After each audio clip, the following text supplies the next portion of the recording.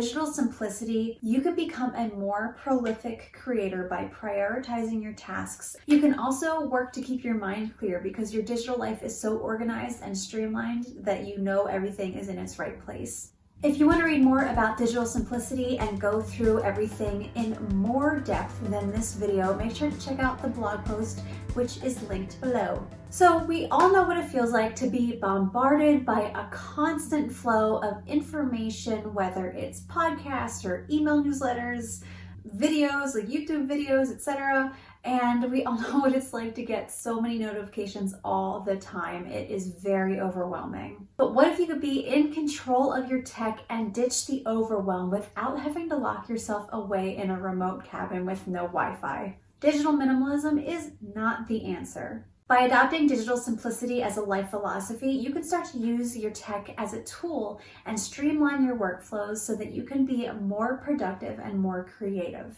In short, digital simplicity really brings about abundant creativity. Digital maximalism brings about the feelings of overwhelm and drowning, lack of focus, and feeling like you're constantly busy but never really productive. There are so many great things to consume and read and listen to, but here's the thing, with digital maximalism, you end up feeling like you have major popcorn brain, where it's really like your brain is just going for small dopamine hit after small dopamine hit, searching for something that will keep feeding you that dopamine, but you never actually get into a flow state or a focus state. So on the other end of things, there is digital minimalism. And if you're like me and tend to go from one extreme to another, you may have done this where you cut out your phone for an entire weekend or 24 hours, or you delete all your social media apps.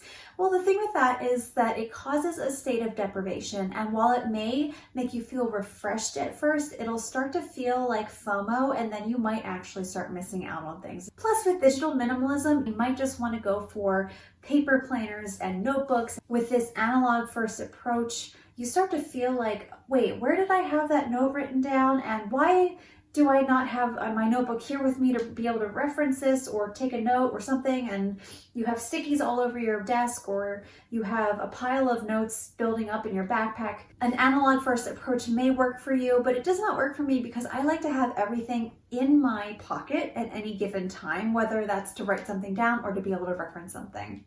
I feel like the reason I can talk about digital maximalism and digital minimalism and how they've both failed for me is because that I've been in both places, and I still go to both places simply because I'm human and I'm not perfect. And, even though I'm talking about digital simplicity, it's something that I'm striving for and also that I feel like will help a lot of people. By definition, digital simplicity is going to bring more of a sense of control and balance into your life. Imagine being able to find things quickly in a simple but robust personal knowledge management system, or PKM. Also, you could have workflows and habits set up so that you aren't digging for the right place to store stuff. Finally, you could use your technology reliably as your second brain so that you can be more present and in the moment.